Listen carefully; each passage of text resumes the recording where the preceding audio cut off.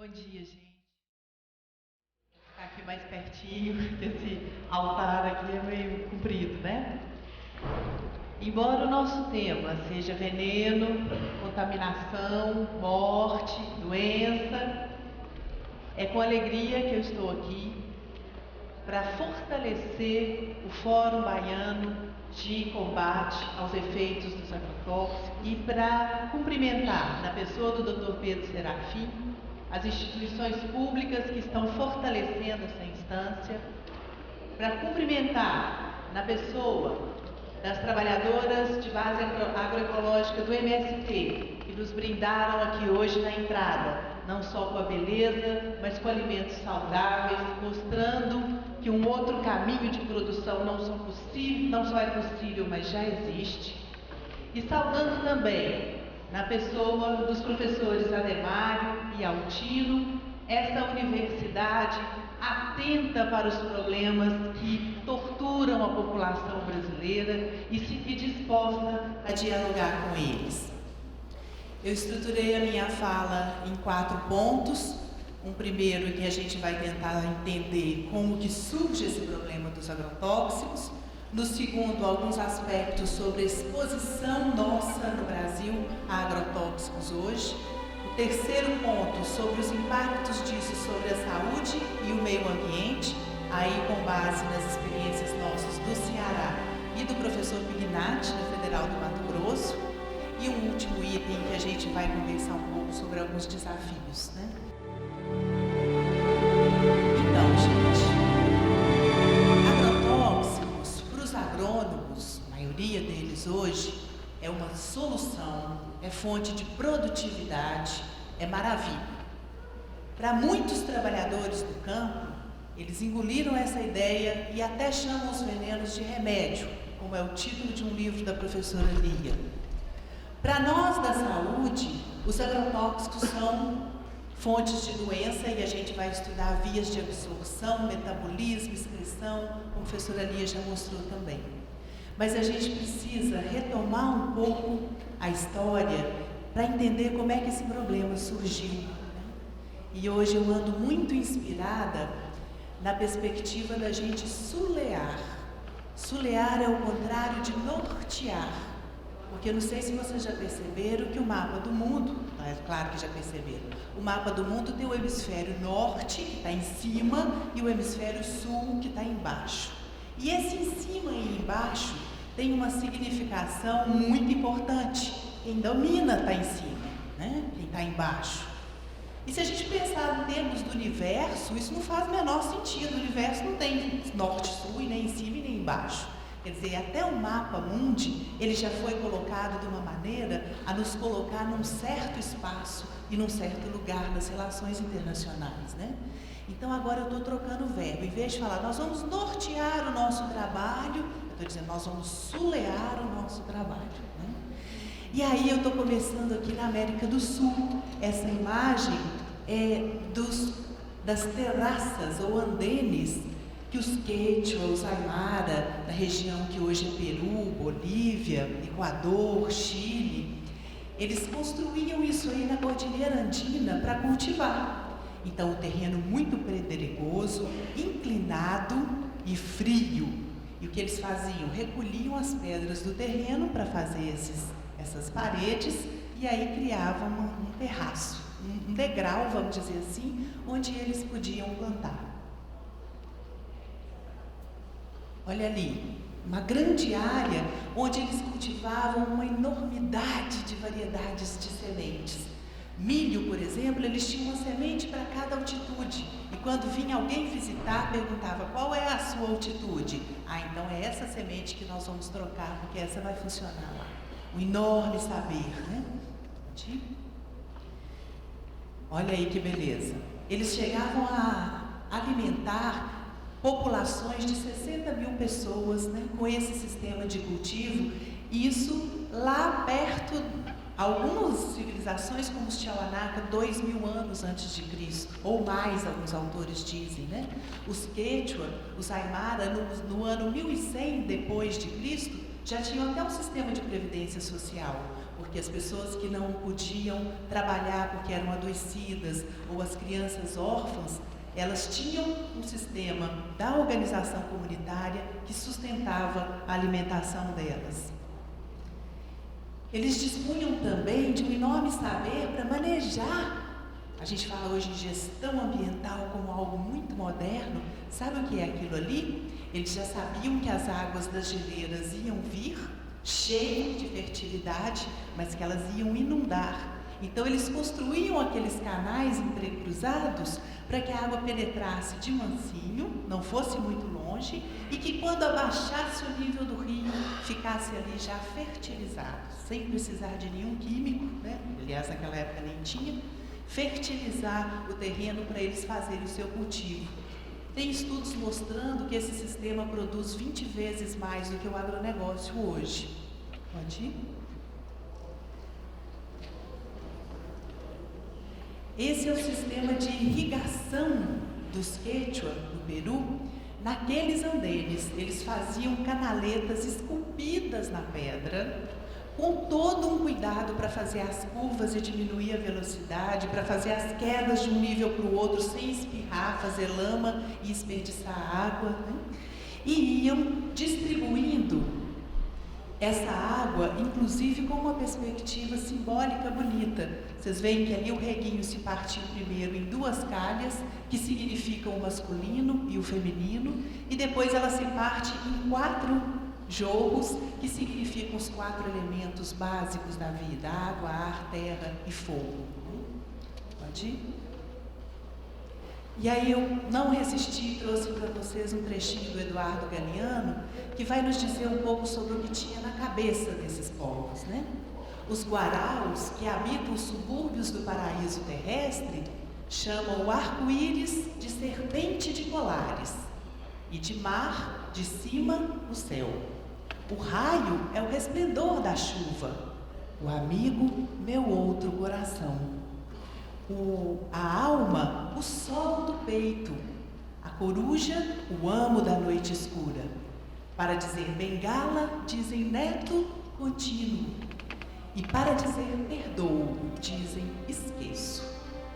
Isso é para a gente lembrar que essa maneira de realizar, de relacionar com a natureza, ela é inspirada em outros valores, numa outra ética, numa outra cosmovisão.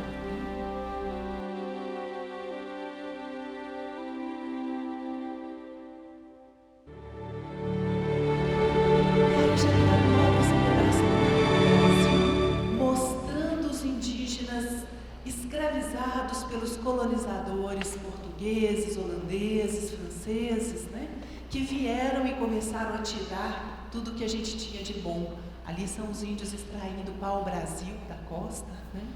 Um sofrimento danado, um trabalho que deve ter sido muito penoso. Pode ir? E o resultado disso, né? De um lado, nós estamos aqui em plena Mata Atlântica, né? Na costa da Bahia, né? De um lado a floresta atlântica com toda a sua exuberância, e de outro já começando o desmatamento.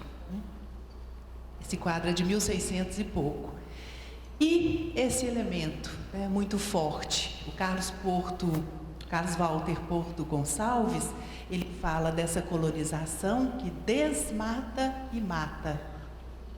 E eu sempre gosto de lembrar isso para o pessoal, que é ou do campo da saúde do trabalhador ou do campo da saúde ambiental. A perspectiva da colonização, a perspectiva do capital, ela une trabalhadores e natureza, porque ela mata os trabalhadores e desmata a natureza, né? Essas duas coisas andam juntas, e por isso saúde do trabalhador e saúde ambiental não podem se separar.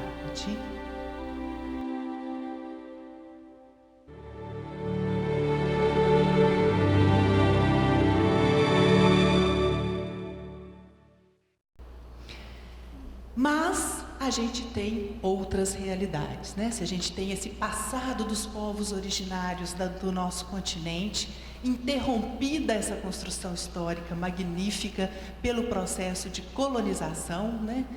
E eles não conseguiram acabar com tudo, graças a Deus, né? Então esse, por exemplo, é um mapa de uma comunidade que nós temos no Ceará, que se chama Lagoa dos Cavalos.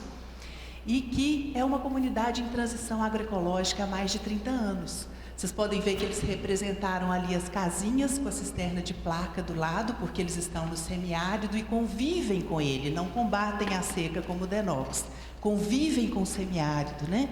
Eles têm apicultura, tem sistema agro-silvo-pastoril, tem casa de mel, casa de farinha, cooperativa de jovens, organização das mulheres, né? Agora, infelizmente, o governo, através do PAC, achou que essas terras deveriam ser desapropriadas para interesse público. E esse público aí, sabe quem eram? As empresas do agronegócio, da fruticultura irrigada para exportação.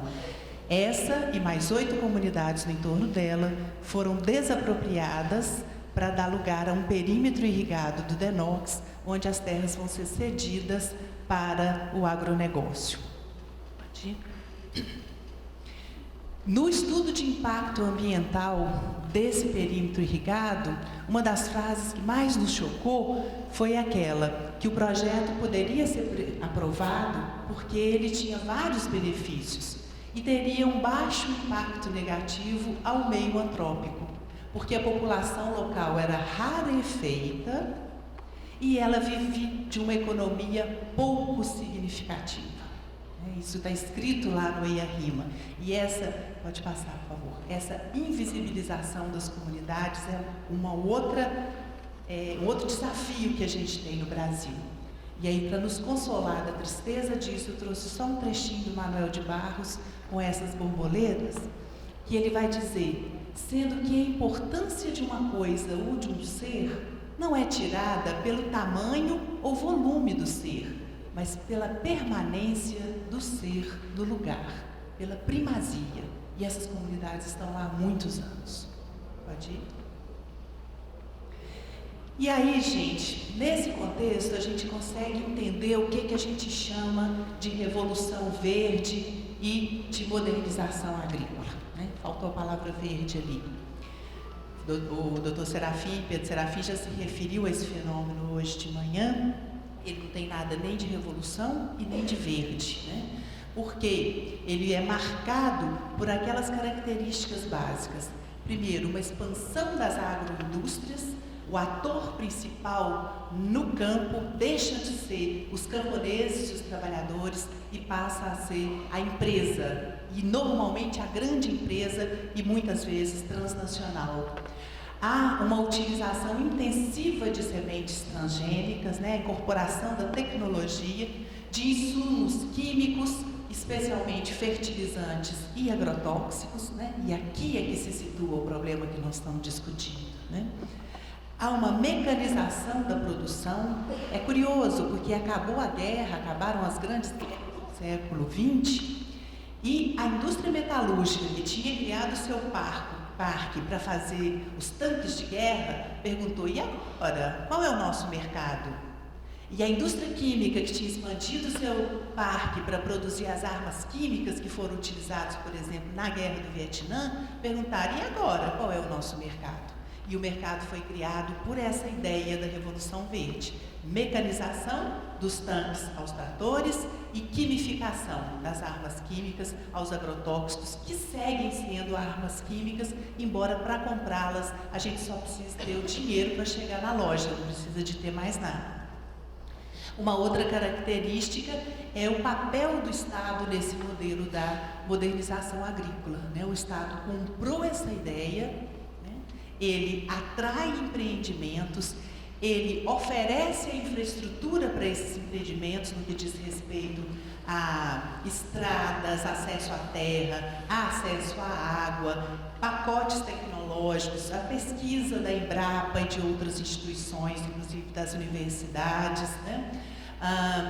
Então, as isenções de impostos e, fundamentalmente, a legitimação simbólica disso. Porque atrai isso daí, ainda dá um nome de desenvolvimento, de progresso, e quer nos convencer que é bom porque gera emprego, né? Sem que a gente se pergunte: é bom para quem? Isso é muito importante. Pode ir? Essa imagem é de um lugar maravilhoso chamado Alter do Chão, em Santarém, no Pará. Eu fui passar umas férias lá e quase morri de sofrer de ver isso daí acontecer, né? Ali no fundo vocês estão vendo a floresta amazônica com toda a exuberância dela, né? Todo o respeito que a gente tem que ter por ela, né? E essa faixa aqui na frente tinha acabado de ser desmatada, né? Eles chegam e arrancam as árvores. Para quê? Para plantar soja. Olha aí o trator.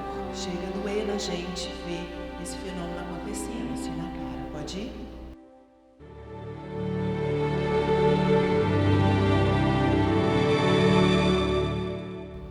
Olha, faltaram umas imagens aí. Essa é uma imagem também importante para nos ajudar a entender o conceito de acumulação por pilhagem, que é o que está acontecendo hoje. O que é isso? É que o sistema do capital sempre teve os seus métodos de acumular, de valorizar o capital investido e de lucrar, né? Esses métodos se baseiam fundamentalmente na exploração do trabalho humano, né? A pessoa produz X e recebe X menos 20, e esses 20 são parte do processo de acumulação, né? Mas agora o Harvey, que é um pensador inglês, ele vai nos dizer que na raiz da dominação social residem processos estruturais de um novo modelo de acumulação de capital, um novo modelo, que já não só trabalha mediante a extração de mais-valia e os tradicionais mecanismos de mercado, mas desenvolve práticas predatórias, a fraude e a extração violenta, aproveitando as desigualdades e assimetrias entre os grupos sociais para pilhar os recursos dos mais frágeis. Então é um capital que pilha. E é nesse momento que a gente consegue entender a palavra expansão da fronteira agrícola.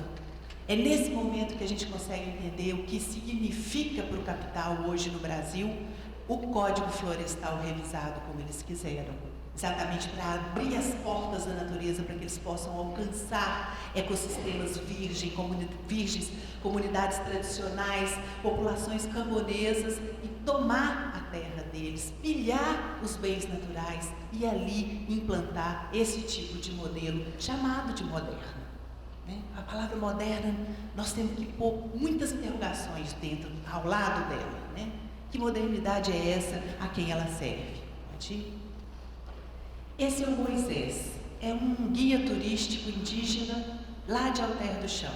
Ele foi nos mostrar os igarapés que alimentam a Lagoa do Amor, que tem em Alter do Chão, que desemboca no rio Tapajós, onde o PAC 2 vai colocar 5 hidrelétricas. Vai não, estou querendo, não há de colocar não. O Moisés estava ali me mostrando, eu deixei aparecer só a ponta do chapéu, uns peixes que ele enxergava debaixo da água. A água bem clarinha, bem transparente. Ele dizia, olha, aquele peixe ali é o fulano, aquele é o Beltrano. E eu olhava para a água e não enxergava, eu só via a superfície da água brilhando e não conseguia ver o peixe que estava embaixo, embora a água fosse transparente, né? E depois uma companheira lá do Ceará fez uma metáfora que me ligou com essa imagem, porque ela estava dizendo que a ideologia do desenvolvimento é exatamente assim, né? Ela é uma forma de pensar sobre o mundo tão atraente que fala do crescimento ilimitado das forças produtivas, da produção, o crescimento ilimitado do consumo, as maravilhas da tecnologia, né? E chama isso de desenvolvimento e de progresso e nos impõe isso como um único caminho a ser seguido, né?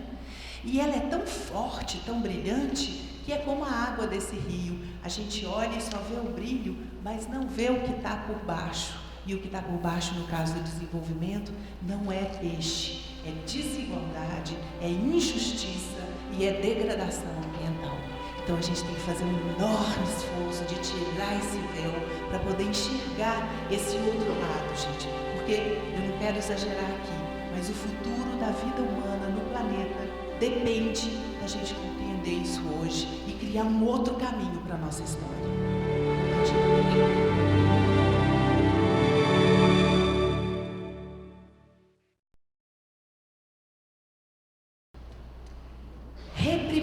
Privatização da economia é outro conceito que dá para a gente entender com essas imagens aqui. O que está acontecendo? No plano internacional, os grandes grupos econômicos planejam a parte que cabe a cada região, bloco econômico ou país nesse sistema mundial.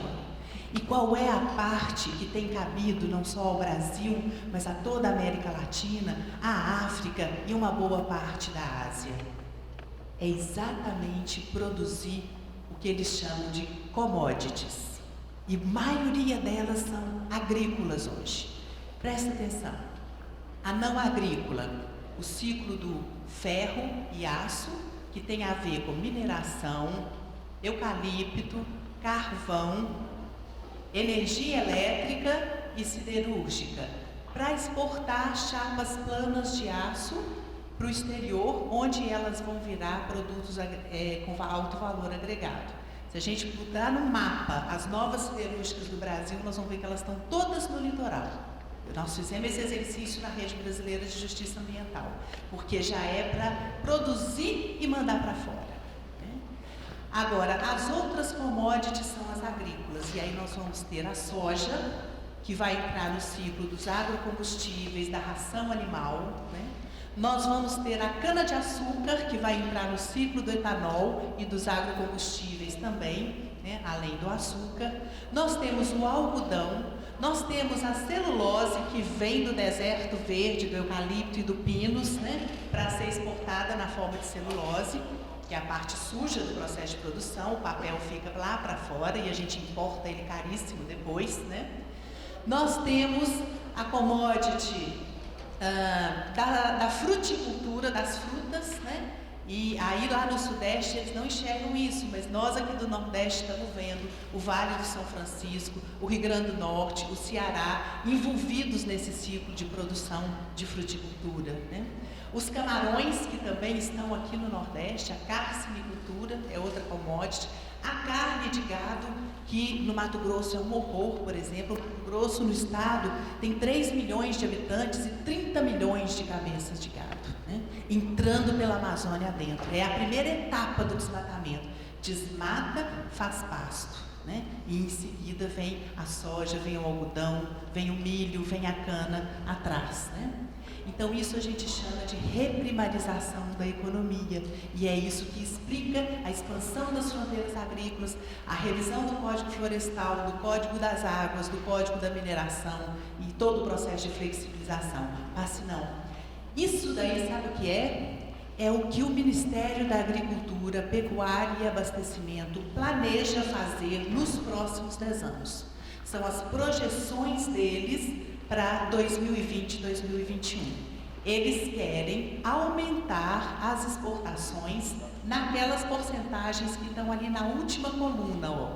Algodão pluma, 68%, milho, 56%, soja, se somar os 3 tipos, dá mais de 50%, carne suína, 31%, celulose, 40%, e assim vai. Ou seja, é um modelo que nos promete muito mais do mesmo. Mesmo este, onde a questão dos agrotóxicos é central. Então percebam, gente, nós estamos pondo o olho, o dedo na ferida, né? E o bonito é ver que, apesar de toda essa desigualdade de poderes que há entre eles lá e nós aqui, nós estamos acumulando força, nós estamos acumulando argumentos, evidências, e nós estamos ganhando consciências, né, na sociedade. O movimento está crescendo e a criação desse fórum aqui é uma expressão desse processo. Pode ir? Pode ir. Mas lembrando também, sempre lembrando que dialeticamente eles não estão vencendo. Essa imagem aí é de um assentamento do MST lá no Ceará, que se chama Osiel Alves, né? Que existe há apenas 6 anos e que já está produzindo de uma maneira muito interessante. Vocês estão vendo aí a cara feliz desse assentado, indo buscar capim para o seu gado, na vazante do açude. Pode ir? As cabras que eles criam lá, pode ir? As casas que eles têm, e só pelo cuidado dos moradores em enfeitar a casa, a gente vê que esse povo está conseguindo viver bem. Pode ir? E o quintal produtivo, né, que as mulheres têm feito lá na região, produzindo alimentos saudáveis, né, para mostrar que isso efetivamente é possível. Pode ir? Então, gente, fechando esse primeiro bloco, eu espero ter trazido elementos para nós todos compreendermos que o agrotóxico é mais do que um risco químico, é mais do que um remédio, aliás, não é um remédio e também não é uma solução. O agrotóxico, ele é uma expressão da Revolução Verde e da modernização agrícola, ele é uma parte do avanço destrutivo do capitalismo sobre os ecossistemas, territórios e comunidades da América Latina e da África. Ele é parte da reprimarização da economia do Brasil e da subordinação do Estado brasileiro ao mercado mundial. E ele é também um produto da tecnociência. E aí nós aqui, trabalhadores da ciência, temos que fazer a meia-culpa, porque foi a ciência que ofereceu esse instrumento ao sistema do capital para que ele pudesse avançar, né, no seu projeto histórico.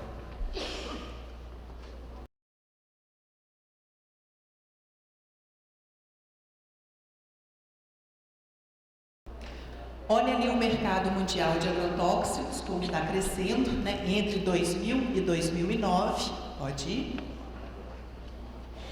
Esse aqui é o mapa do planejamento estratégico da indústria química de agrotóxicos no mundo em 2007. O que está em verde são os mercados que eles consideram crescentes. São os mercados nos quais eles vão investir para continuar vendendo, né? Então vejam que a América Latina está ali firme e forte como um mercado consumidor muito importante. Ou seja, nós não estamos mexendo com peixe pequeno. Em 2009, eles faturaram aqui no Brasil 8 bilhões de dólares. Eles vão querer dizer que agrotóxicos dá câncer? Tem a dó, né?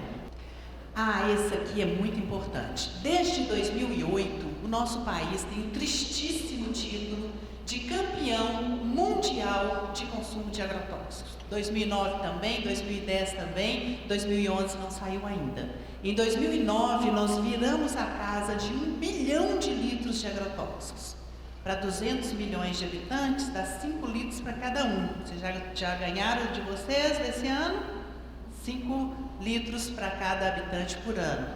Um agrotóxico extremamente tóxico, 3,5 grama, mata um adulto de 70 quilos, a classe toxicológica 1. Então, 5 litros é uma dose temperada, né?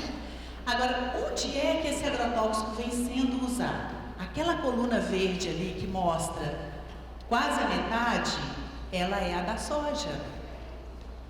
A outra coluna ao lado, que é a amarelinha, é a do milho e a terceira branca é a da cana. Ou seja, com 3 commodities, milho, soja e cana, a gente tem quase 75% do veneno utilizado no Brasil. Tá vendo? A reprimarização da economia. Aí quando a gente chega numa empresa do agronegócio e quer discutir o tema dos agrotóxicos, eles viram assim: professora, a senhora veio bater na porta errada, porque nós aqui até usamos veneno, mas nós temos agrônomo, nós temos equipamento de proteção individual, a senhora tem que ir nesses pequenos aí, ó, que não sabe nem ler uma bula, rebola no mato a embalagem. Aqui no Ceará, aqui na Bahia, você sabe o que é rebola no mato? É jogar fora, jogar fora. Rebola no mato a embalagem, eles é que são o problema. Então essa lâmina aqui é para a gente desconstruir esse mito. Quem consome massivamente agrotóxicos no Brasil é o agronegócio, tá certo? Pode ir? Ali, gente, vocês vão ver um fenômeno muito grave. As pilhazinhas, as colunazinhas em azul, são a evolução da terra cultivada entre 2005 e 2010. Vocês vejam que aumentou, mas nem tanto, né? De 64 milhões de hectares para 66 6 mais ou menos, né, milhões de hectares. As colunas em verde são a utilização de agrotóxicos. Então, eles estão utilizando cada vez mais, numa mesma área, uma dose cada vez maior. Por quê? Porque as pragas, que eles chamam de praga, né? Eu acho que a gente tem que discutir quem é a praga nessa história. Mas aquilo que eles chamam de praga, ela vai desenvolvendo resistência aos agrotóxicos. Então, você precisa de doses cada vez maiores e de misturas cada vez mais complexas, certo? Então, quando se aplica uma calda tóxica com 3, 4, 5 ingredientes ativos diferentes, né? E ali, então, em cima, vocês estão vendo naquela curva mais escura, a taxa de consumo de agrotóxicos em quilos por hectare, como ela está crescendo, e a curva vermelha são as intoxicações humanas, tá certo? Acompanhando esse consumo. É o óbvio, né? Pode ir. E ali, de novo, vocês estão vendo quem é que consome agrotóxicos de acordo com o dado do IBGE em 2010. A soja consumiu 35%, o milho quase 20%, a cana-de-açúcar 14%, certo? Tá com eles essa bola. Pode ir?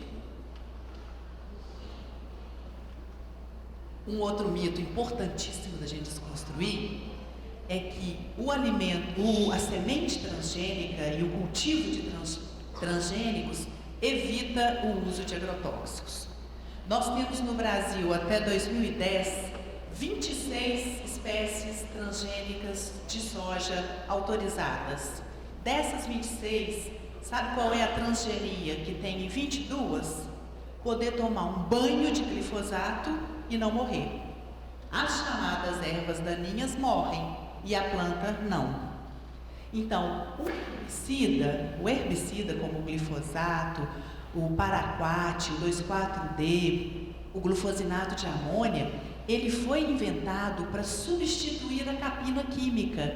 Então, em vez de você empregar um cidadão do campo para fazer a capina do cultivo, não, você dispensa esse cidadão, contrata uma empresa de aviação agrícola, compra o veneno e aplica o herbicida até de avião, bem prático. Num dia já fez tudo, maravilha, né? E contaminou tudo também. Né? E o cidadão também, que ficou desempregado morando lá perto, né? Então vejam que entre 2000 e 2009, o consumo de glifosato no Brasil fez aquela curva ali, ó, um aumento enorme. Pode ir?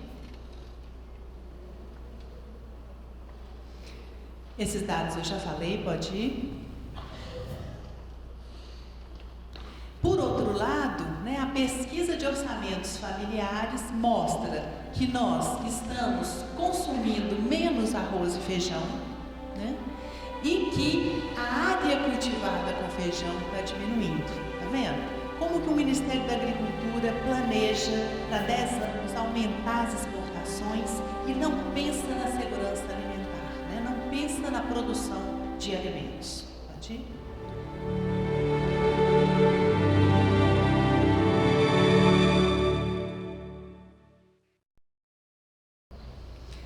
Quem são os expostos a agrotóxicos no Brasil? Esse raciocínio é importante também para que a gente possa, inclusive, visualizar as alianças que nós podemos fazer. Nós temos um grande grupo exposto, que é o primeiro e mais exposto, que é o dos trabalhadores. Quais trabalhadores? Vamos lá. Os trabalhadores do agronegócio, que vão estar expostos a grandes volumes. Um dado para vocês terem uma ideia: 1.300 hectares de cultivo de abacaxi no Ceará eram 105 mil litros de calda tóxica por noite, tá? Para vocês terem uma ideia. Com um trabalhador sem autonomia para se proteger, que não pode virar e falar assim: eu não vou fazer esse negócio aí porque isso vai me fazer mal, né? Outro, os trabalhadores camponeses, né, que vão estar sendo vitimados pela propaganda da Revolução Verde, engolindo o mito de que não é possível produzir sem agrotóxicos. E aí, mais uma vez, eu agradeço aos companheiros aqui do MST que mostraram para nós os seus produtos ali sem veneno, né, para dizer que esse mito não existe. É desafiante, eu sei, não quero simplificar o problema, mas é possível, né? Pode ir. Pode ir.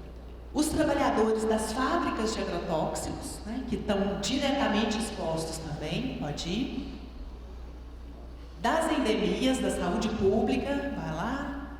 Das desinsetizadoras urbanas, que a gente precisa lembrar, né?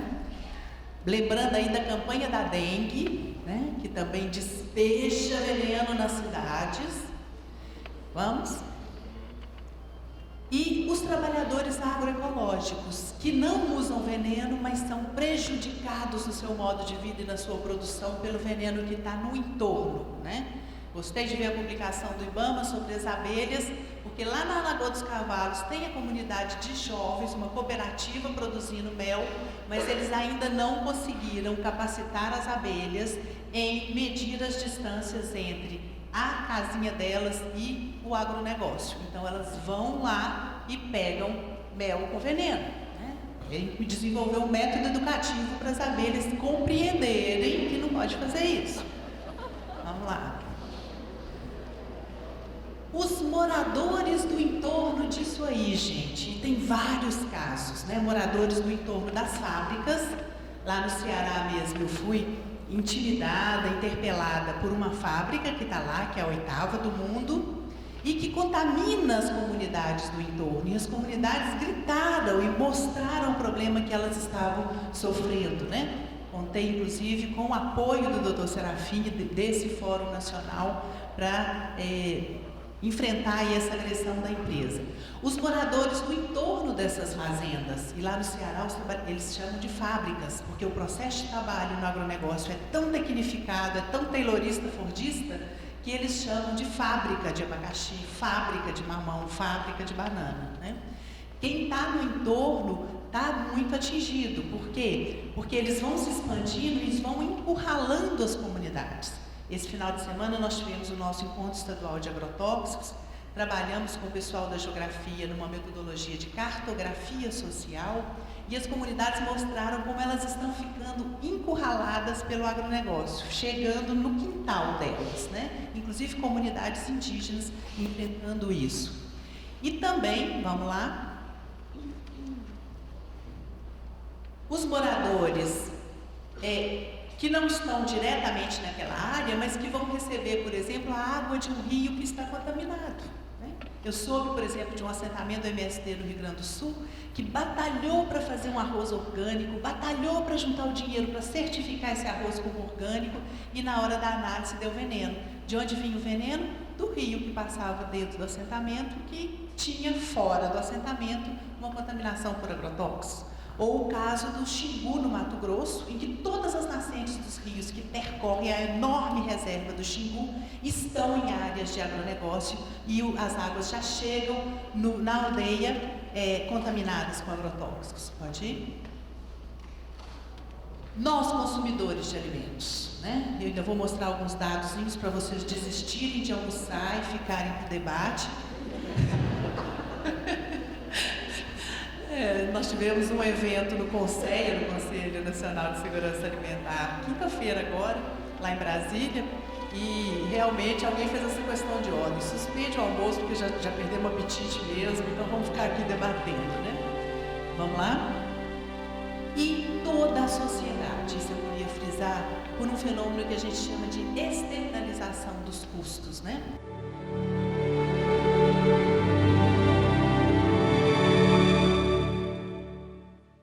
Muitas vezes as pessoas dizem assim, mas por que é que o alimento orgânico é tão mais caro do que o alimento com veneno? Aí a gente precisa parar e explicar, né? Primeiro, porque o alimento com veneno é subsidiado, né? O MAPA, o Ministério da Agricultura, tem um orçamento de 107 bilhões de reais por ano para financiar o agronegócio, né? Eles perdoam as dívidas desses caras, né? Os agrotóxicos não têm impostos no Brasil. Eu vou mostrar as leis ali para vocês não acharem que eu estou exagerando, né? Então, os custos da contaminação ambiental que eles geram, eles não computam no preço do produto. Os custos das intoxicações agudas por agrotóxicos nos CTIs do SUS, eles não computam no preço desses alimentos, né? Então, ele fica baratinho. Agora, no alimento orgânico ou agroecológico, se a gente for considerar que ele não contaminou, que ele gera saúde, que ele previne doenças, né? Então ele merece um subsídio, e aí sim a gente vai entender que o númerozinho que está lá na placa não é exatamente o custo de cada um, né? Isso é bastante diferenciado.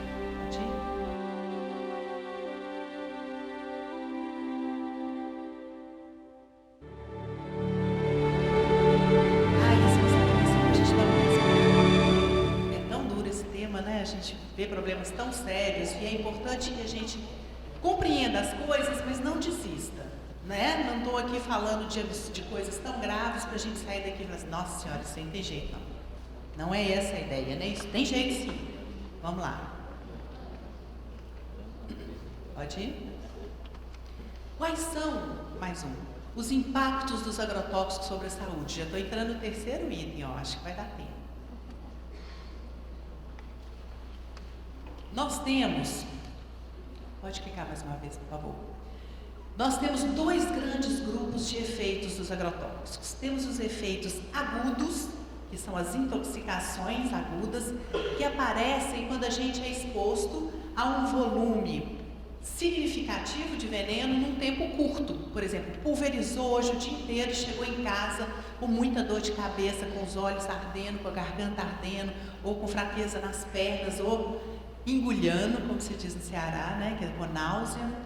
Então, esse é um quadro de intoxicação aguda.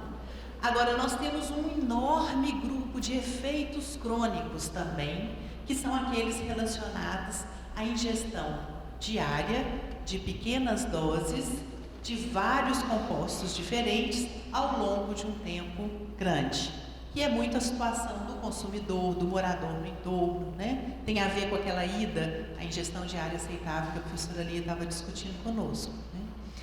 Então, dentro desses dois grupos, os efeitos crônicos, mais um, são os mais desafiantes, porque vocês vão ver ali, pode clicar todos, isso, que são agravos à saúde que têm várias causas.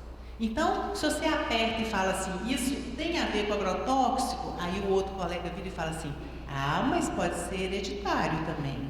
Ah, mas isso é genético também. E aí vai, e a gente não consegue apalpar esses efeitos crônicos, não consegue afirmar. Esse é um dos limites da epidemiologia hoje, né? Ela é uma ciência muito, vamos dizer, ela demora muito para ter coragem de afirmar as coisas, né? Mesmo quando já está tudo ficando bastante claro, né? Então, ali, vejam só, os cânceres, né? As leucemias, os linfomas e o mieloma múltiplo são 3 tipos de câncer que têm muito a ver com agrotóxicos. Tem vários ingredientes ativos, com muitos trabalhos científicos comprovando isso. Além disso, tem câncer de cérebro, de mama, de próstata, né? Ósseos, várias localizações anatômicas de câncer que são relacionadas hoje aos agrotóxicos. Eles são neurotóxicos, fazem mal para o sistema nervoso central e periférico. Então, eles têm a ver, por exemplo, com a doença de Parkinson, aquela que os velhinhos ficam tremendo, né? Os velhinhos não, deixa eu falar outra palavra que eu já estou chegando lá, em que as pessoas idosas, né, têm tremores, né? A doença de Parkinson, a esclerose lateral amiotrófica pode ter a ver com agrotóxicos, o Alzheimer pode ser influenciado por ele, né? A desregulação endócrina, tem alguns venenos que entram no nosso corpo e se comportam como se fossem os nossos hormônios sexuais, principalmente, né? O estrógeno e a testosterona, né? E com isso eles são reconhecidos pelas células como se fossem esses hormônios e elas obedecem às ordens deles, né? É por isso que a gente pode compreender, por exemplo, parte dos quadros de puberdade precoce, que a gente tem visto as menininhas novinhas já com os primeiros sinais de desenvolvimento sexual, né? Tem efeitos sobre o sistema imunológico, principalmente de depressão desse sistema. Tem efeitos na reprodução, a infertilidade, principalmente a masculina, né? Tem um estudo da Dinamarca mostrando, por exemplo, que o número de espermatozoides por ejaculação diminuiu em 50% em 30 anos na Finlândia. E eles relacionam isso com a contaminação química e também com os agrotóxicos, né? As malformações congênitas, e aí a gente vai ter principalmente o lábio leporino, né? A hipospádia, a criptorquidia, que é quando os testículos nascem dentro da barriga do neném, sem ter migrado ainda para a bolsa escrotal, né? E os abortos. Efeitos no desenvolvimento da criança, a hiperatividade, por exemplo, está sendo relacionada hoje com aquele negocinho que põe na parede para o neném dormir bem, igual aparece na propaganda. Tranquilo, lá o bebê dormindo sem muriçoca e tendo perda de memória, anemia e hiperatividade, que é um problema enorme hoje nas escolas, né? Esse tipo de diagnóstico. Doenças do fígado, eu vou mostrar para vocês um trabalhador que morreu no Ceará, uma hepatopatia crônica tóxica, né? E as doenças respiratórias. Pode ir? Esse é um estudo feito aqui na Universidade Federal da Bahia, um grupo coordenado pela professora Vilma Santana, em articulação com o Ministério da Saúde, né? Ela está mostrando ali para nós, mais 2 cliques, por favor, como subiram as intoxicações agudas por agrotóxicos no Brasil, né? A curva vermelha é a das mulheres, e isso é uma novidade nos dados nacionais. A curva azul é dos homens e a verde é a total, tá certo? Então, 2 cliques, por favor, comigo.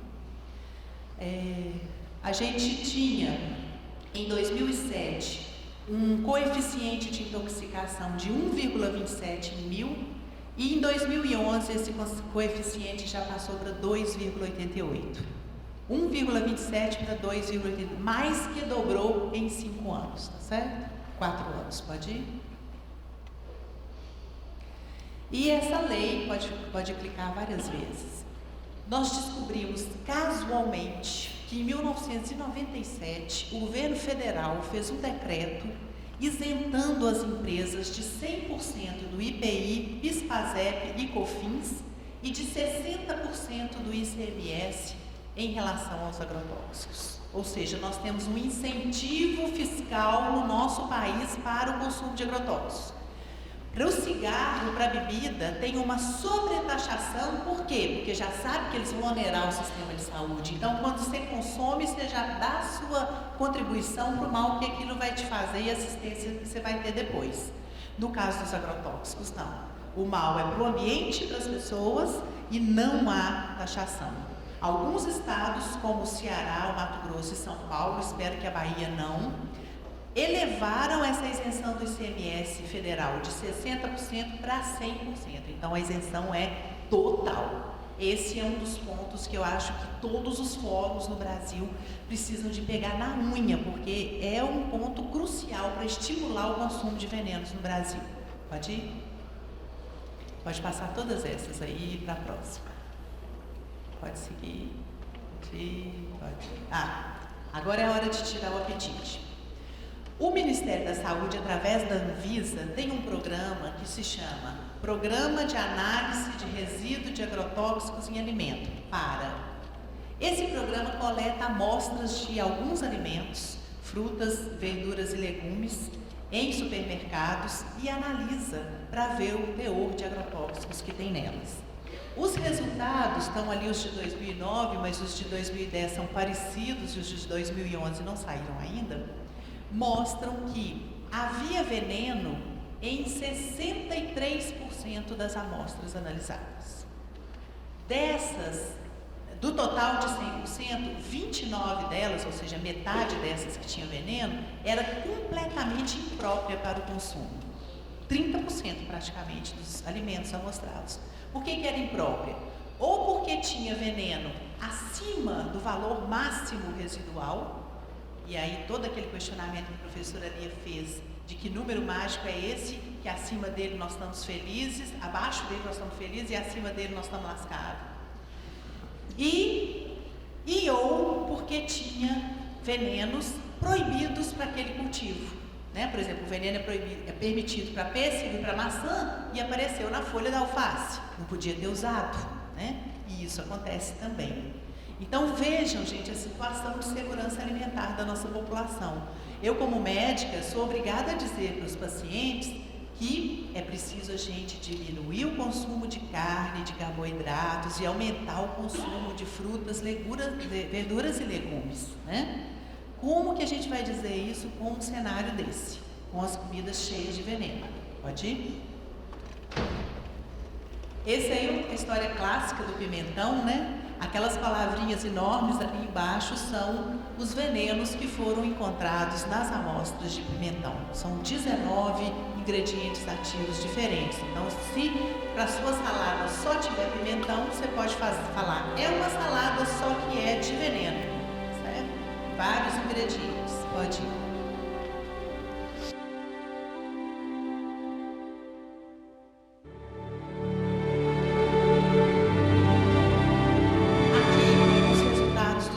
Do professor Pignatti e equipe na Federal do Mato Grosso. Ele tinha sido convidado para vir aqui também, mas nós dois estávamos juntos num evento em Franca nessa mesma data. Então nós combinamos que eu vinha para Bahia, ele ia para Franca, mas que eu falaria do trabalho dele aqui e ele falaria do meu trabalho lá. Do meu não, do nosso trabalho do Tramas lá. Então alguns dados da pesquisa dele são estarrecedores, é a seção terror. Olha, no Mato Grosso, se no Brasil a média é de 5 litros de agrotóxicos por habitante por ano, no Mato Grosso é de 136 litros de agrotóxicos por habitante ano. A contaminação, ele encontrou a contaminação de 83% dos poços de água potável das escolas, de 56% de contaminação das águas de chuva e 25% das amostras de ar coletadas no pátio das escolas, certo? Dá só volta um clique, por favor, porque eu esqueci de mostrar a foto embaixo. Aquela área urbana ali no centro-sul da foto é o município de Lucas do Rio Verde, tem 30 mil habitantes. E em volta é soja, certo? Então, é desse contexto que ele está encontrando esses resultados. Esse município teve o 8º IDH do Brasil em 2010, Índice de Desenvolvimento Humano. Vocês verem como os índices são traiçoeiros, né? Pode agora projetar, por favor. Contaminação de 88% das amostras de sangue e urina de professores da região. Bonita, né? Ele via os aviões pulverizando agrotóxicos, tem os dados da Embrapa que já falam da chamada deriva técnica, que em torno de 39% do veneno atinge o cultivo e o restante vai ou para o solo, ou para a água, ou voa para outras regiões. Aí ele fez uma analogia com a chuva ácida em zonas urbanas, em que a poluição das indústrias e dos carros, né, contamina o ar, essa contaminação fica nas nuvens e chove na forma de ácido, né? Aí ele falou assim, quem sabe não está chovendo veneno aqui? Quem sabe esse veneno que deriva não está ficando nas nuvens? E fez um trabalho que ao mesmo tempo é de pesquisa, mas é de conscientização com as escolas da região. Combinou, nós vamos coletar amostras de chuva durante 2 anos, porque tem as chamadas variações sazonais, né, nos cultivos e no próprio volume da chuva, e vamos analisar. E foi aí que ele encontrou 56% das amostras de água de chuva contaminadas com agrotóxicos, né? E o aumento entre 40% e 102% no perfil epidemiológico das doenças relacionadas aos agrotóxicos, né? Acidentes de trabalho, intoxicações, neoplasias, malformações congênitas e doenças respiratórias. É uma farta produção bibliográfica de teses e dissertações para chegar a esses números, né? Está tudo resumidinho ali, mas para cada um deles há um estudo que foi feito com muitos elementos. Pode ir? E, por fim, ele pegou 62 mães amamentando na região e fez a análise do leite delas e encontrou veneno em 100% das amostras. 85% das amostras tinham 3 venenos diferentes. 100% tinha pelo menos um, tá certo? É o primeiro alimento dos bebês. É assim que a gente dá boas-vindas aos novos filhos desse planeta. Pode ir? Ali são as amostras, as análises das águas de chuva, né, os venenos que ele encontrou. Pode ir? Aqui ele estudou as lagoas da região e comparou lagoas no meio do agrotóxico e lagoas longe do agrotóxico, olha aí o pessoal da biologia, e encontrou malformações. Esse aí, no caso, é um leitão de um sítio dentro dessa região, que nasceu com 8 patas, né, uma malformação congênita, pode passar. E sapos e rãs das lagoas com agenesia óssea, que também é uma malformação congênita relacionada aos agrotóxicos.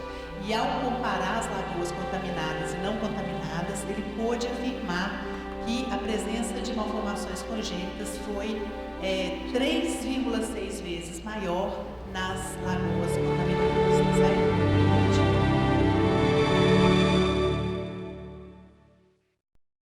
Tá certo? Essa é a pesquisa que a gente fez no Ceará, né? Pode clicar, outro e outro, pode ir. Foi apoiada pelo CNPq, né? Pode ir.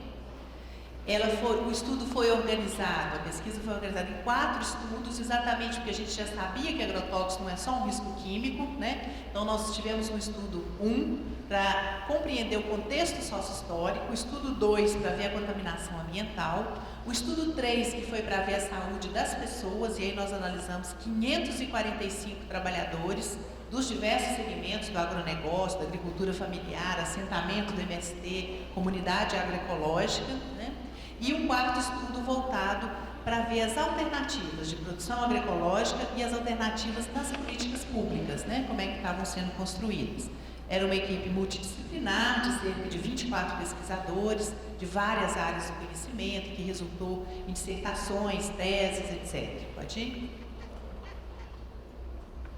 Trabalhamos com uma mandala de metodologias, né? Tentando romper um pouco esses limites do conhecimento científico que a professora Lia estava nos apontando, né? Então, desde a análise química do sedimento do canal do perímetro irrigado até cartografia social, grupo focal com os trabalhadores, estudo etnográfico, pesquisação, estudo de processo de trabalho, né?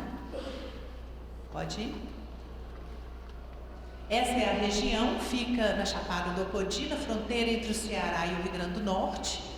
O que vocês veem ali em azul é um perímetro irrigado do Denox. Não sei se todo mundo sabe o que é isso, mas eles pegam a água de um lugar, constroem canaletas para distribuir a água num grande território e possibilitar o cultivo irrigado, né? O que tem ali em verde são as comunidades que já existiam na Chapada, e o que está em vermelho são as empresas que chegaram nesse território a partir do ano 2000 e promoveram um processo que a gente chama de desterritorialização, que não é que elas chegam e ocupam ali 4 hectares, elas chegam e ocupam o território inteiro, elas modificam o território inteiro, elas modificam o jeito de trabalhar, o jeito de se locomover, o jeito de comer, o jeito de pensar, o jeito de consumir, né? É um profundo processo de desterritorialização. Pode ir? Ali é para vocês terem uma ideia, né, de uma parte desse território. Pode ir clicando, amigo. Ali onde vai aparecer daqui a pouco é a comunidade do Tomé, essa dali agora em vermelho, onde morava o Zé Maria, que foi assassinado em 21 de abril de 2010, um ambientalista e lutador da comunidade, né? E aqui nessa parte vocês estão vendo o perímetro irrigado. A parte de quadradinhos é de fruticultura, as pizzas são de grãos. E aquele aviãozinho que chegou ali agora é o que pulveriza a banana ali na região, né? E que pulveriza não só a banana, como as comunidades também. Pode ir? Nem está dando para vocês verem o aviãozinho, pode seguir. Pode ir.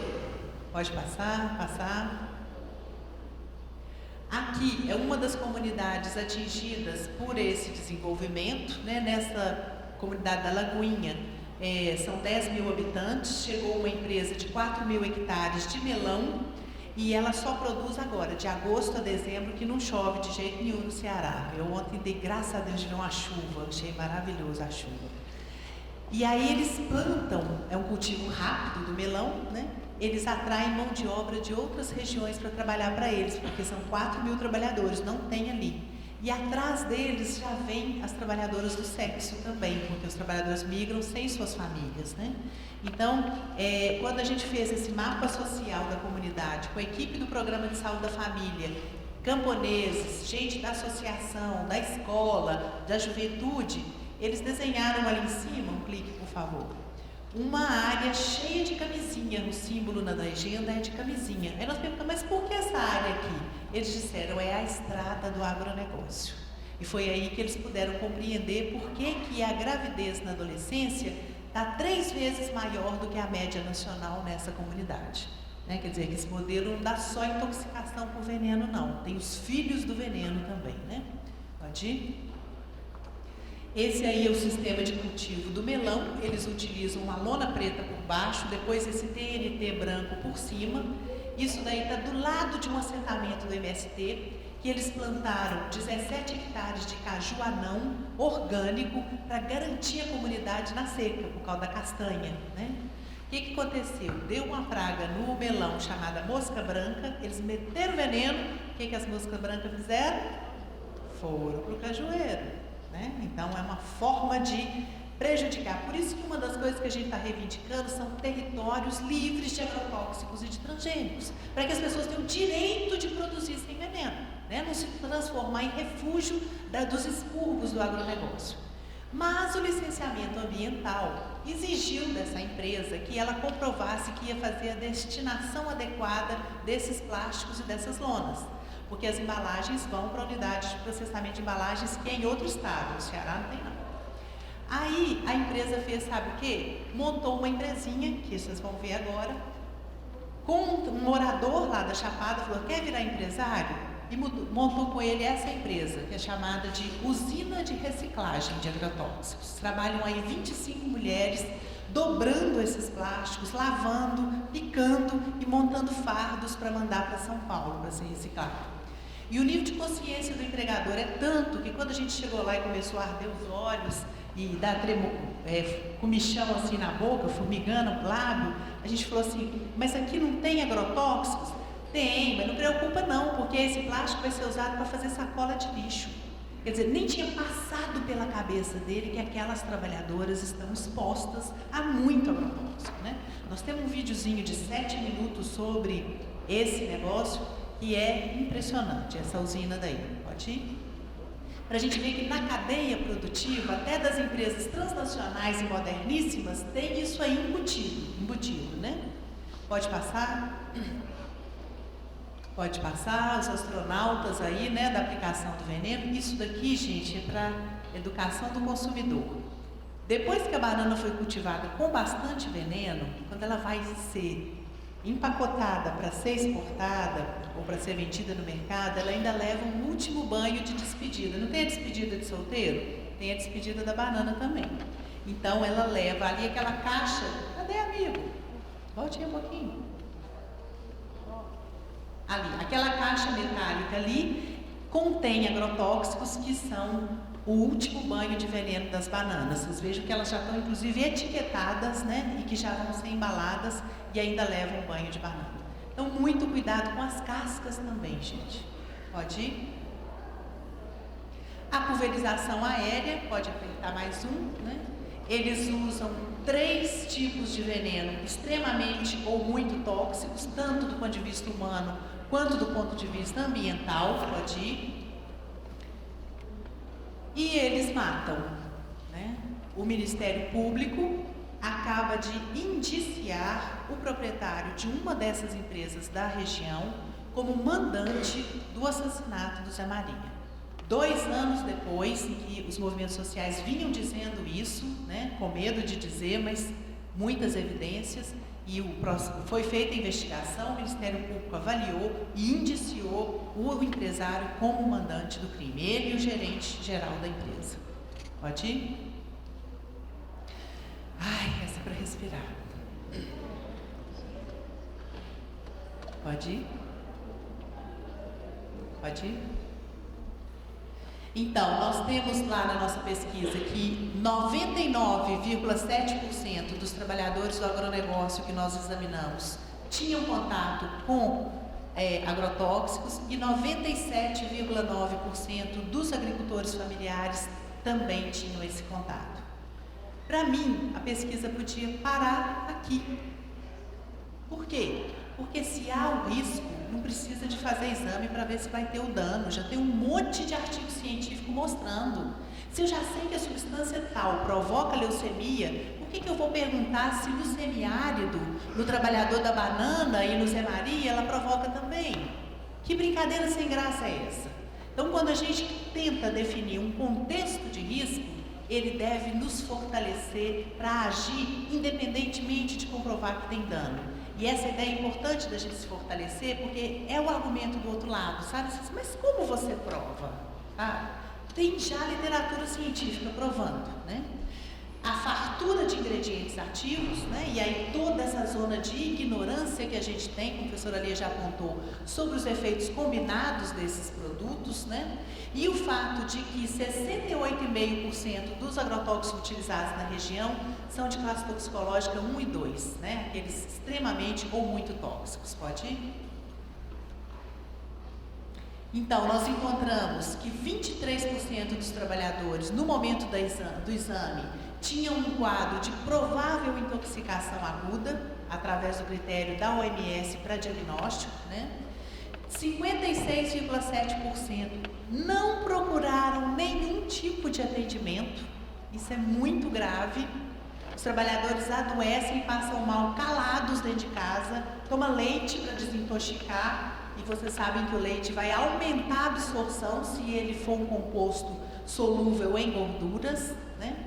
E fica passando mal sozinho, toma um chá, benze, né? E o Sistema Único de Saúde não fica nem sabendo que isso aconteceu. Por isso que a Organização Mundial de Saúde fala que para cada caso de intoxicação diagnosticado e registrado, nós temos 50 casos que não passaram por isso. Ou seja, os números oficiais nós podemos multiplicar por 50 e a nossa preocupação também, né? Todos os 9 indicadores hepáticos que a gente utilizou na pesquisa, indicadores laboratoriais, estavam alterados nessa população em proporções que variavam de 6,2% para a fosfatase alcalina a 51% para o caso da globulina. Pode ir? Tivemos também alterações sanguíneas, né, importantes, que depois foram aprofundadas, então vou deixar para mostrar em mais detalhe. Pode ir? Respira de novo com essas araras azuis. E, pode ir? 38% a mais de mortes por neoplasia nessa região do agronegócio, se comparado com outros municípios de agricultura de sequeiro, onde o trabalhador até tem vontade de usar veneno, mas não tem dinheiro para comprar, ou então compra um pouquinho só cada ano, né? Então nós fizemos essa comparação de municípios onde só tem agricultura de sequeiro com os que tem agronegócio, 1 para 4, ou seja, 3 para 12 municípios, e obtivemos esse diferencial de 38% a mais de mortalidade por neoplasia nos municípios onde neoplasia e câncer, né, nos locais onde há agronegócio. Pode ir? Esse foi um caso bastante triste de um trabalhador de 29 anos, completamente saudável, que adoeceu no almoxarifado químico da empresa. E essas fotos aí sempre me emocionam, porque nós fomos estudar o processo de trabalho na empresa, mas é claro, eles não deixaram a gente ir nos lugares mais problemáticos, né? Então os trabalhadores perceberam isso, perceberam que a gente tinha uma abordagem diferente da empresa e começaram a fotografar de noite no celular os locais de trabalho. De noite tem menos vigilância, né? E chegava assim num seminário como esse com um pendrive e falava assim: doutora, salva isso aí no seu computador. E quando a gente ia abrir, chamava assim, denúncias, ou então fatos importantes, né? Eles querendo dizer dos problemas que enfrentam nas condições de trabalho, né? E aí que a gente pôde investigar esse caso, que a empresa, ele trabalhava no almoxarifado químico, que é essa imagem aí, pode ir clicando, e a empresa disse que era uma hepatite por vírus, ainda mandou a mulher dele e o filho dele de 1 ano e meio fazer exame, porque era doença de rua que ele tinha pegado nela, que ele podia ter pego nela. E aí a gente fez um laudo no Hospital Universitário Walter Cantídio, da UFC, um laudo de 73 páginas, mostrando a dimensão ocupacional, clínica, toxicológica e epidemiológica. e afirmando com 4 médicos que aquilo era uma hepatopatia tóxica crônica. Esse caso está na justiça, já ganhamos em primeira instância e a gente está fazendo dele um caso exemplar para alimentar outras investigações como essas. Pode ir? Pode ir, pode clicar. Ali são os diagnósticos diferenciais que a gente discutiu e tal, os dados epidemiológicos, pode ir. Esse aí é um estudo que está nos arrepiando, porque como a gente percebeu várias alterações no sangue periférico, ou seja, aquele colhido aqui no braço, a gente conversou com a hematologia lá na universidade e eles resolveram fazer um estudo com o mielograma, que é o sangue onde ele é produzido, a fábrica de sangue que é dentro desse osso aqui nos adultos, né? E aí é um exame doloroso, né? Colher esse fragmento, mas mesmo assim, em 2 fins de semana nós conseguimos 50 trabalhadores que se ofereceram para fazer o exame. Por quê? Porque eles estão com muito medo. E essa é uma outra dimensão do sofrimento que os agrotóxicos provocam, sabe? O medo que eles ficam vivendo, né? E aí, desses 50, a gente já concluiu os exames de 10 apenas, porque é uma bateria grande de exames e são exames caros, né? Mas desses 10, 6 estão com alterações pré-neoplásicas, né? São pessoas que daqui a 5 anos, 10 anos, Deus não tal permita, mas o que a ciência diz é que eles vão ter uma leucemia, né? Então a gente vê ali as alterações na divisão das células, né? Os núcleos bilobulados, né? Pode pôr o outro. E fizemos também um estudo dos cromossomas desses trabalhadores. E verificamos que nesses 6 dos 10, né? Havia alterações nos cromossomas 4, 7 e 11, que também são preditivas de um câncer, né? Se a gente pensa o que isso em 50, em 10 nós já tivemos 6, imagina no universo de 5.000 trabalhadores do agronegócio da região, daqui a 5 anos, o que isso vai significar em termos de sofrimento, né? Pode ir?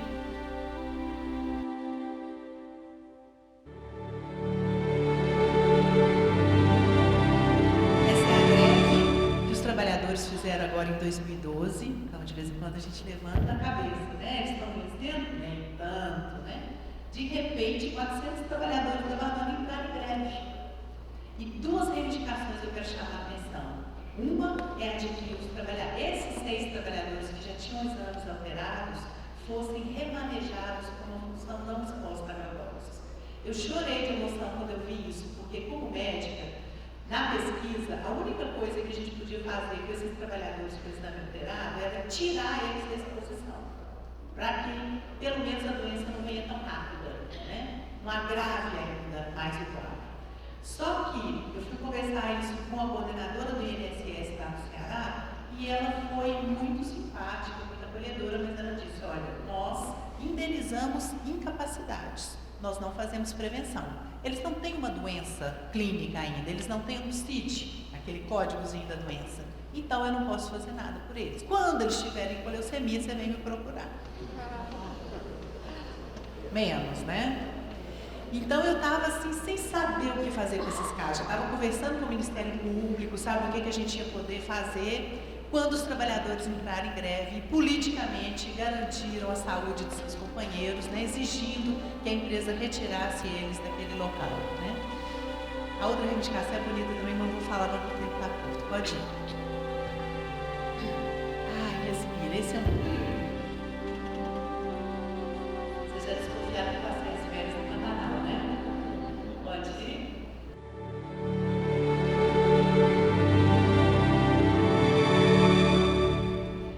Gente, lá no Ceará tem um aquífero, que é o segundo maior do Nordeste, chama Jandaíra. 2 formações, Jandaíra e Açu. Começa no Ceará e vai pelo Rio Grande do Norte todinho, chega até a região de Touros, mais ou menos. A preciosidade do semiárido é aquele aquífero. As empresas se instalaram em cima dele. Furaram poços artesianos profundos, com 50, 100 metros, e tiram dele a água para irrigar seus cultivos, porque a água do perímetro irrigado ficou pouca para eles. Aí o que acontece? A recarga do aquífero acontece pela chuva, né? E a chuva cai nesse solo contaminado com agrotóxicos e entra lá para dentro da terra cheia de veneno. Então, para não dizer que é coisa da gente que está exagerando, eles fizeram, a COGEA, que é a Companhia de Gestão de Recursos Hídricos do Governo do Estado do Ceará, nessa imensidão de aquífero, colheu 10 amostras. 6 delas estavam com veneno. Certo? Isso é de uma gravidade inestimável, porque quando contamina com cocô a água, a gente sabe como faz, a gente filtra, a gente clora, etc, etc. Agora, com veneno, lá dentro da terra, uma água que é o futuro do semiárido, né? É uma coisa extremamente absurda, né? Pode ir? Na nossa pesquisa também, nós colhemos 23 amostras de água, tanto de poços profundos como das águas que são servidas às comunidades, e encontramos agrotóxicos em 100% das amostras. Não tivemos a alegria de ver nenhum resultado negativo, né? Em algumas amostras tinham 3 ingredientes ativos, em outras tinha 7, e teve uma comunidade que tinha 12 ingredientes ativos, na água servida às comunidades, para fazer o suquinho do neném. Pode ir? E aí a gente termina, né, perguntando com a cara desse jacaré se o uso seguro de agrotóxicos é algo possível nesse país.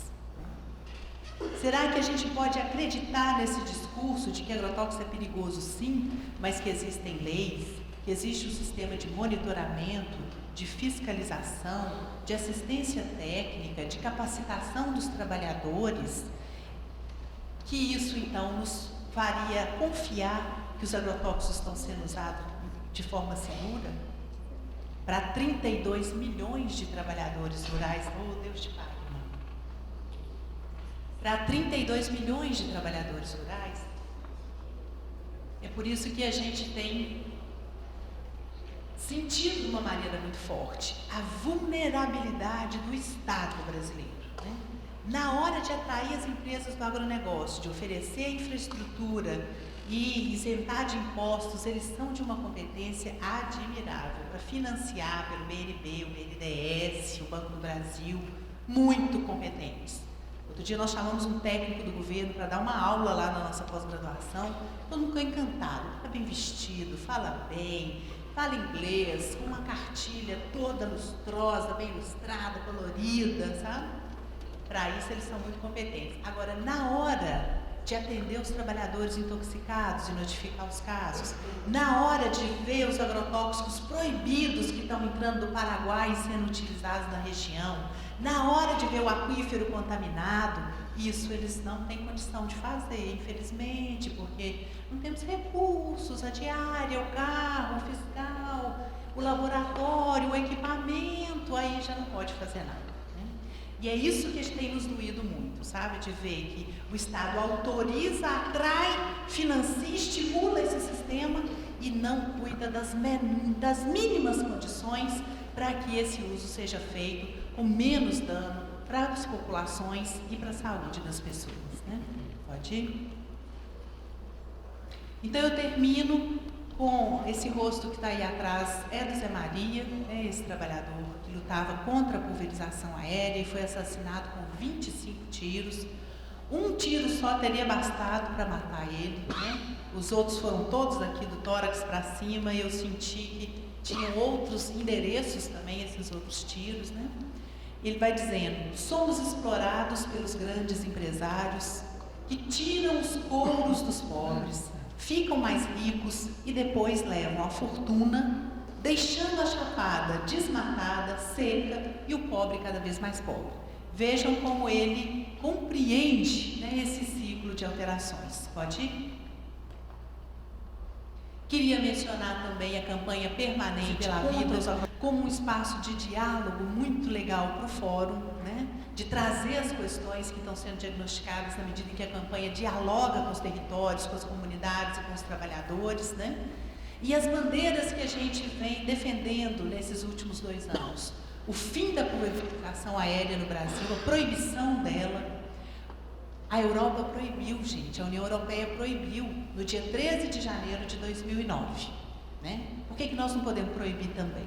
O fim das isenções federais e estaduais, essas dos impostos dos agrotóxicos, O banimento dos agrotóxicos já banidos em outros países, como a professora Lia estava explicando, todas as dificuldades desse processo, e uma efetiva política de transição agroecológica. Porque se o Ministério da Agricultura tem 107 bi por ano para o agronegócio, o Ministério do Desenvolvimento Agrário tem 16 bi por ano para a agricultura familiar e para a transição agroecológica. 107 e 16, tá? Para ter uma ideia da desigualdade nessa política pública. Pode ir? Pode ir? E a gente tem pensado também, sabe, no nosso desafio enquanto trabalhadores da ciência, professor Ademar, professor Altino, outros colegas aqui presentes, né, de que nós possamos, junto com a sociedade, junto com os atingidos por esse problema, construir uma outra ciência que fortaleça o campo contra-hegemônico para a emancipação humana e a emancipação da natureza, porque ambos estamos aprisionados nesse sistema do capital. E concluo com uma imagem bem bonita e o desejo de que nós possamos, com esse trabalho, estar não só combatendo os agrotóxicos e esse modelo de modernização agrícola, mas que a gente possa estar construindo juntos um novo paradigma de civilização que ressignifique o sentido da experiência humana na Terra. Que nós possamos voltar aqui às nossas raízes do Sul, aos nossos povos originários e possamos repensar o que a gente veio fazer aqui nesse planeta tão bonito, o que nós estamos fazendo hoje e o que a gente precisa ter no horizonte para construir uma perspectiva de vida digna para todos nós. Muito obrigada.